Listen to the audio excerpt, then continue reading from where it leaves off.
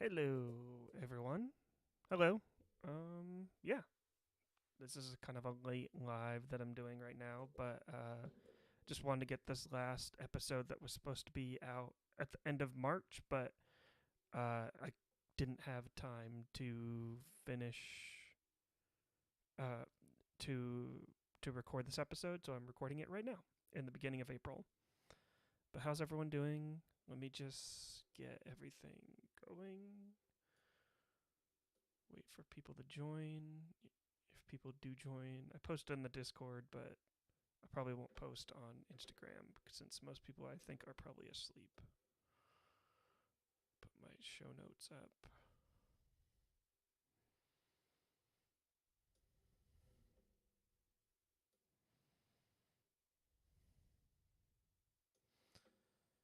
Just talking about a face in the crowd, which I did not enjoy, so this is probably going to be a rather negative episode, which is probably the reason why it's only going to be me. But yeah, I did not enjoy a face in the crowd. I did not enjoy it, but uh, I'm still gonna do the episode for you guys. So yeah, just getting everything all set up. See if anyone joins from the link in the Discord. I got some show notes up here. Probably mentioned something from Fun Facts, but probably not.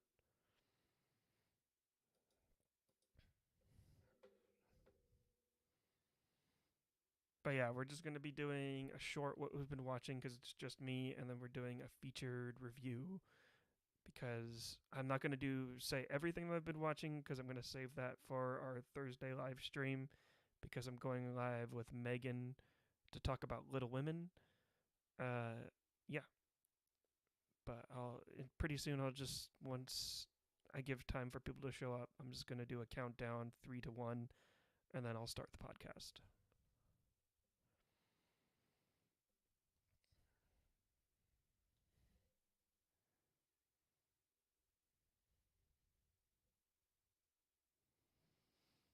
But other than that, how's everyone doing?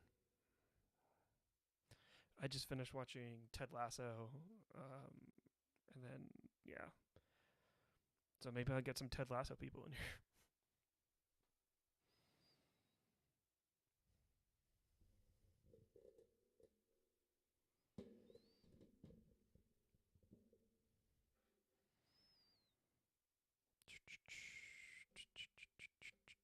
I'm just gonna play the.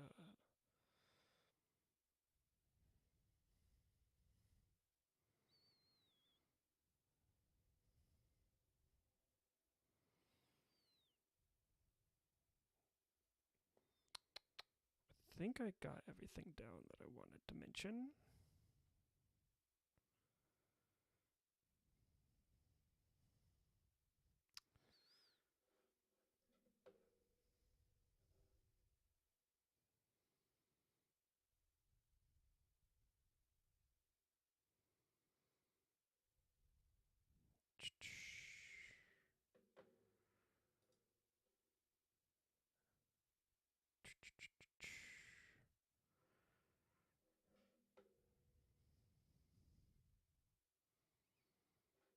Let me just adjust the audio, see how everything sounds.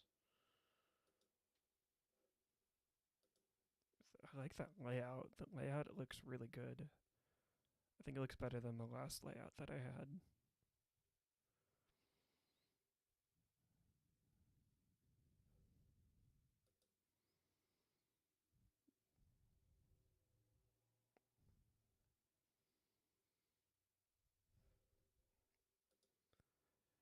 Okay, audio sounds great.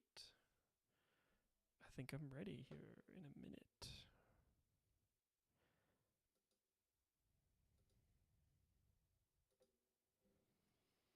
Okay, so we're starting in 3, 2, 1.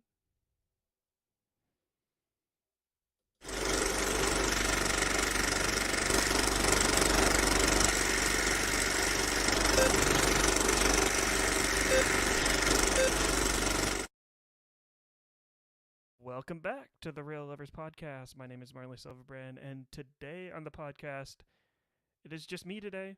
It's a solo episode on the Rail Lovers Podcast, and today we are talking about the 243rd film on the Letterboxd Top 250, and that is A Face in the Crowd from 1957, directed by Elia Kazan.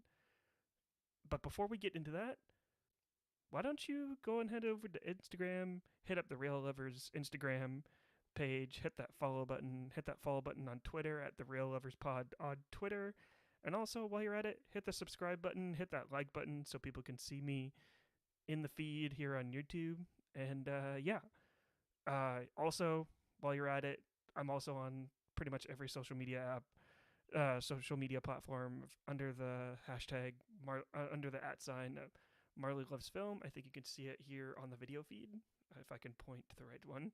Just follow me at Marley Loves Film on Twitter, Instagram, TikTok, pretty much everywhere.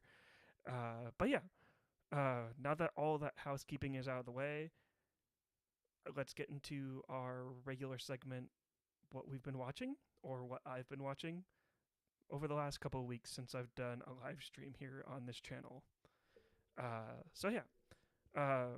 haven't really been watching too much. I only went to the theater twice recently to see 2 movies, and the first movie that I saw was John Wick Chapter 4.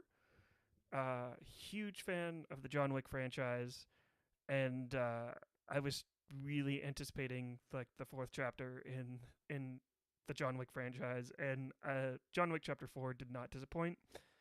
I think it's probably my second favorite out of the entire franchise. I still like John Wick 3 and then the first John Wick. I think it'll go 3, 2. I think 3, 1, 2. No, wait. Shoot. I haven't even thought about ranking like these, but I guess I'm doing off the cuff right now. So I guess it'll go 3, 4, 2, 1. That's basically off the top of my head of basically ranking the John Wick franchises off the top of my head. But yeah, John Wick Chapter 4 is really great.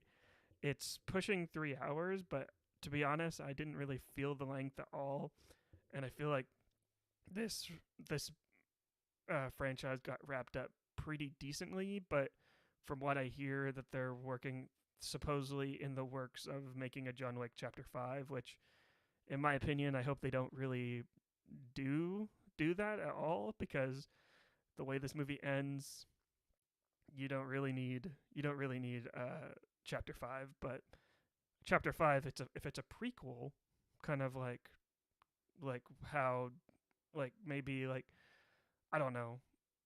I think you could probably expand the universe in other ways, like maybe have maybe do like a Donnie Yen series or movie spin-off for John Wick. But I think John Wick's story is pretty much finished based on the ending of this. No spoilers, but I think it's definitely concluded. But yeah, John Wick Chapter 4 is a really fun time at the cinemas. See this on the biggest screen possible, and this is really it's a really great time. Check it out. It's in theaters now. Another film that I saw, which I heard a lot of buzz coming out of Sundance, and I quickly bought a ticket for this when I found out that it was playing near me, and that is Inside. No, it's not Bo Burnham's Inside. It is William Dafoe's Inside. This is an interesting film. However, I was not really the biggest fan of it. I gave it 2.5 stars here on Letterboxd, and I don't know. I felt like it was a little bit like it didn't really know what it wanted to be. Like there's multiple themes, and all the themes seemed a little half-baked. And really, it's William Dafoe just kind of carrying most of the show for most of this movie. And if you like William Dafoe, kind of like being unhinged, Inside is definitely for you. But if you want to see William Dafoe unhinged, just see pretty much any other William Dafoe movie, and you'll have a much better time than watching Inside. Like Inside is, it's definitely an interesting like concept. It basically it's stars William Dafoe, and he's like an art thief, and he gets trapped inside this high rise, and the entire time he's trying to figure out how to get out, and he's slowly losing his mind. And it's, I don't know, it just felt like the pacing felt really off for me, and it just felt like it just, there are so many themes that just felt half baked about like about just being trapped like in like being trapped in a room and he can't get out, and kind of like having like this COVID experience. I don't know. It just wasn't for me. I hear that there's a lot of buzz coming out of Sundance and a lot of people love this film. That's really great. It just wasn't for me. Maybe I have to see it again, but I don't plan on seeing it again like anytime soon. Maybe if it's on streaming, I'll check it out to see if I like it again, but yeah, check out Inside if you like William Dafoe, and if not, you could totally skip Inside. But yeah, uh, as for movies, those are pretty much the only movies that I've been watching over the past couple weeks. And then I've obviously been watching Ted Lasso season 3. Ted Lasso season 3 episode 4 just ended before I started recording this, and dare I binged every episode leading up to season 3 because I stopped watching Ted Lasso season 1 episode 5, and then I re-picked it back up, fell in love with fell in love with the series absolutely like immediately, and I think it's probably one of the better Apple TV shows. Season 3, there's some moments that have been pretty decent, and I think I know where the show is going. I just think there's a lot more filler episodes in this season than I initially thought, and it seems like they're kind of dragging it out just a little bit. No spoilers for the season so far. I'll probably do like an end of like recap by the end. I know this sounds like I'm being really negative on Ted Lasso season 3 because I'm actually loving it a lot. I think there's a lot of good things that we're getting from it. I think the whole Nate storyline is really interesting about him going to West Ham United and kind of having like this rivalry with Ted Lasso and Richmond, uh, and I think all that stuff is really interesting, kind of leading on this whole Empire Strikes Back type of storyline. And I think Ted kind of dealing with the whole thing with his marriage and how his mental health is doing with that is pretty strong, obviously. And yeah, I'm just every single Wednesday I'm always looking forward to more Ted Lasso, and it saddens me by the end of the season we won't be getting any more Ted Lasso on Wednesday anymore. So yeah, but yeah, that's pretty much it for what I've been watching. This is, like I said, this is going to be a rather short podcast this week. So let's get into our featured review for A Face in the Crowd. Okay, taking a little break, a little breather on that one. Uh,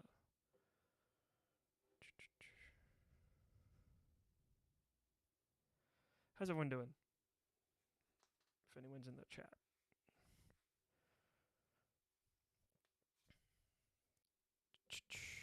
Probably not even going to post this on social media. It's just because it's just going to be a short episode, but yeah, we'll see. Definitely going to post this real quick on the podcast feed, but yeah.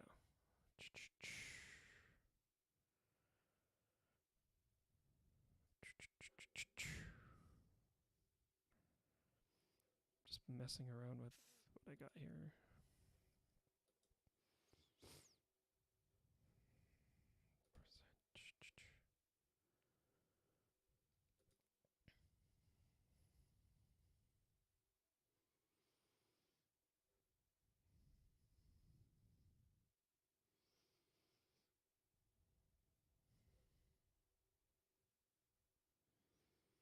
Okay, we're going to get started here again to talk about A Face in the Crowd, the 1957 Andy Griffith film.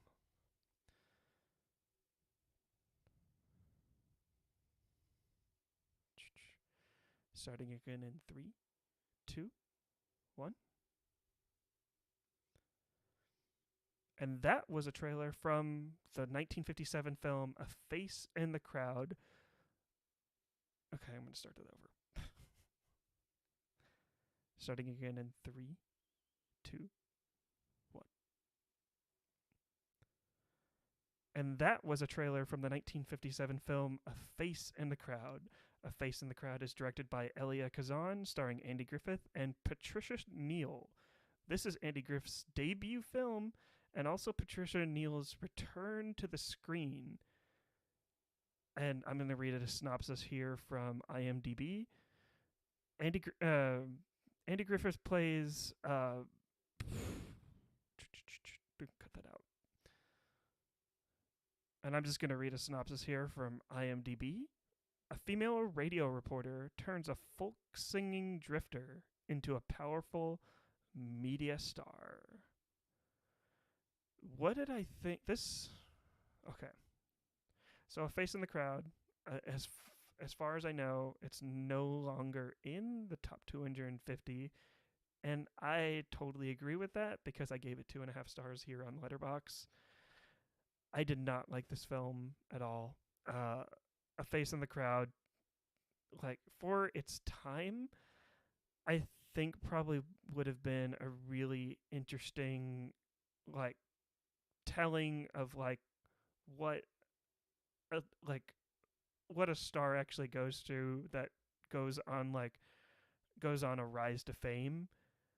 But watching it now in 2023 doesn't really hold up because we've seen so many we have seen so many tellings of this type of story so many times since 1957. It's like we have A Star Is Born, we have Walk the Line, Johnny Cash. We have like pretty much every single biopic where where someone has like a talent, someone sees that talent, then that person pushes that talent, and then the person that has that talent kind of has like a fall from grace, and then eventually gets risen back up again.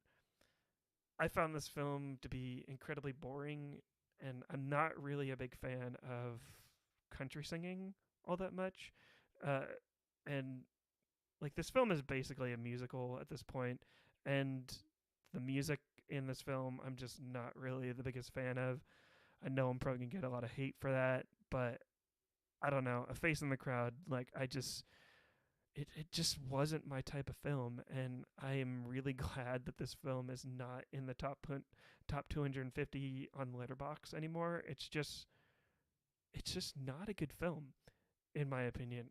No hate to Elia Kazan, but it's just I just don't get it, and I'm not too familiar with Andy Griffith or even Patricia Neal, but looking at the trivia here on IMDb, like I said, this is Andy Griffith's debut into film, but it's I don't know. It's Marlon Brando was originally in in the running for the character that Andy Griffith played, but he actually turned it down originally, and I can kind of I don't know. I can kind of see why, because Marlon Brando was probably a little bit more famous than Andy Griffith at this point, but I don't know. This film was just kind of boring. I just was not about it. It just, for some reason, there was just nothing about like this film that didn't resonate with me. Like I said, maybe it's because I've seen like this story told like 1,000 times before actually seeing this film for the first time. It's just it's just not that great, to be honest. It's just it it just really isn't. I wish I could find some actual positives from this movie, but it's just it's just not that it's just not that great. Like I guess some of the cinematography was actually pretty decent, but nothing about it was actually pretty memorable for me. But like I said, like when this film came out in 1957, like I would like to kind of be sit in the theater and just see like the reaction from this film, because in 1957 they didn't have a lot of stories like this about someone kind of like experience that fame like on a pretty much on like a rapid on a rapid uh like reaction or a rapid pace. I mean, it's yeah, it just wasn't for me. But yeah, basically this film follows the rise of Larry Rhodes, Larry Lonesome Rhodes, which is not really the greatest name. And I found just Andy Griffith's performance just to be kind of silly, and just he didn't seem to take like the role very seriously, and it just seemed very bombastic and just not just it seemed like no one like in this movie felt like they understood the assignment about like what they were doing, and they were all kind of doing like their own thing. But yeah, it's just I don't know. There's not really much I could say like about this film that hasn't really already been said. It's just it's just not really it, for me. It's I just didn't vibe with this film very much at all, and I didn't really find it funny. I found it racist on multiple occasions, especially there's it's just it's just not it's just not very great. Uh yeah. I don't know. I don't really know what I don't know what else to say about A Face in the Crowd. It's just not really great. But this film starts off with with a shot of a small town jailhouse. The camera pans to reveal a group of musicians playing outside the jailhouse, accompanied by a radio announcer who is broadcasting the performance live. The camera then focuses on the jail cell where we see Larry Rhodes, Andy Griffiths sleeping on a cot. So yeah, the Larry Rhodes was in jail, and this female radio producer discovers him, and then basically all kind of hell breaks loose, and he goes on this continuous rise to fame, and we get to see that in real time of like him kind of like going through the experiences of what he's going through of being famous. And it's just like I want to say it's a very authentic representation of what something like that was like back in the day, especially with like no social media. Like cuz the rise of fame like compared to what we go through like here on social media with Twitter and TikTok is r- way is way different than what they experienced like back then. So in a way, I would like to see a film like this kind of like remade to see like just to kind of see like what like this film would look like in the 21st century in 2023.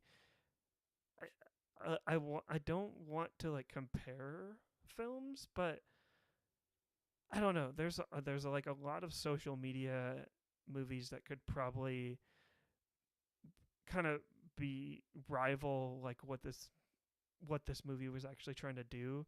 I'm thinking of the one that came out on Hulu last year about like the one girl that kind of faked like her death uh from that Paris attack, and she kind of had to deal with the repercussions of like what of like her fame and like what I forget what it was called, but it was one of the films that almost made my list last year. But uh, yeah. If you know what I'm talking about, hit the comments down below.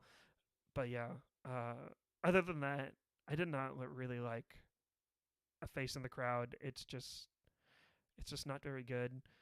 I don't really have anything else to say. I gave it 2.5 stars here on Letterboxd. It is no longer sitting in the top 250 films on Letterboxd, and like the person that manages this list here on Letterboxd for the top 250 films, he says that it's gone but not forgotten. But I think it's time for us to forget A Face in the Crowd. To be honest, like it, I it's really impressive that Elia Kazan made a film, but this film just isn't for me. But anyways, this is going to be a rather short episode for the Real Lovers podcast. Be sure to hit that like button, hit that subscribe button here on YouTube, so we accrue we start showing up in your feed a lot more. If you like this podcast, rate us and review us on iTunes, Spotify, or wherever you listen to podcasts. Be sure to follow us here on Instagram and Twitter at Real Lovers Pod, and be sure to follow me pretty much everywhere where you can tweet or post at Marley Loves Film. I'm at Marley Loves Film. You can see it here on YouTube. You're right here in the bottom left at Marley Loves Film. Be sure to follow me anywhere where you can talk about movies. I'm pretty much there. But anyways, stay tuned here in a few minutes to find out what we'll be reviewing next week here on the Real Livers podcast, the Letterboxd Top 250 series that we're doing. And yeah, we'll wrap things up here. Okay, we're going to wrap things up here in about 5 minutes. Do I have...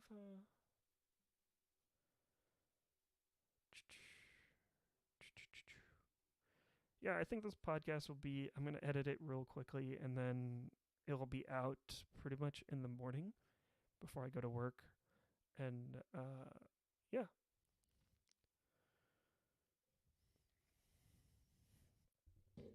I kind of like these solo episodes. So the solo episodes work really well. Okay.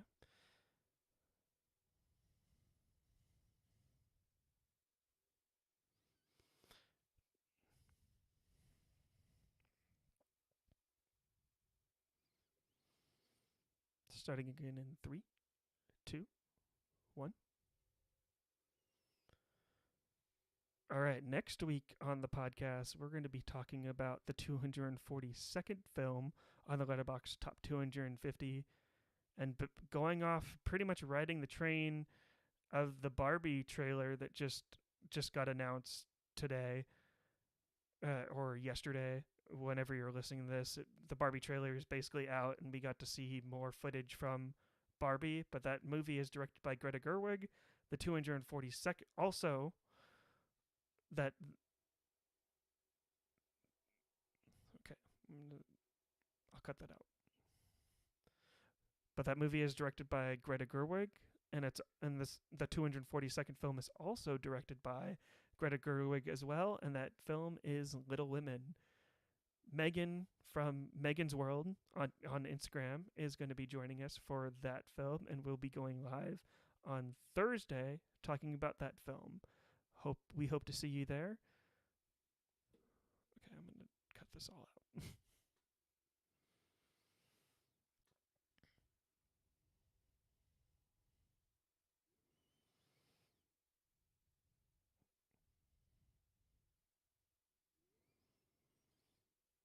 Starting again. Okay, no.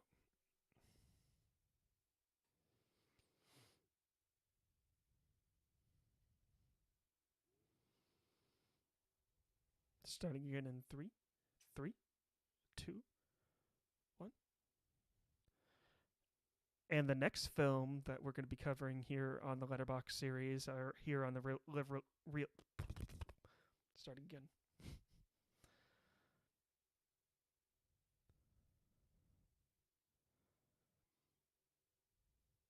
Starting in 3, 2, 1. And the next film we're going to be covering here on the Real Lovers podcast is Little Women. It's now the 242nd film on the Letterboxd Top 250 films of all time. And joining me for that podcast is going to be Megan from Megan's World on Instagram. And we'll be going live on Thursday at 8 o'clock p.m. Pacific Standard Time. We hope to have you join in on the discussion of Little Women. This is coming off the Barbie trailer, which Greta Gerwig also is directing the movie Barbie, and yeah, we're hoping that you'll join us for our discussion of Little Women, which I have not seen, but I'm excited to watch it and just see what this film is all about and talk about it with Megan from Megan's World on Instagram. Anyways, I'm Marley Silverbrand for the Real Lovers podcast, and we just keep watching movies. See ya.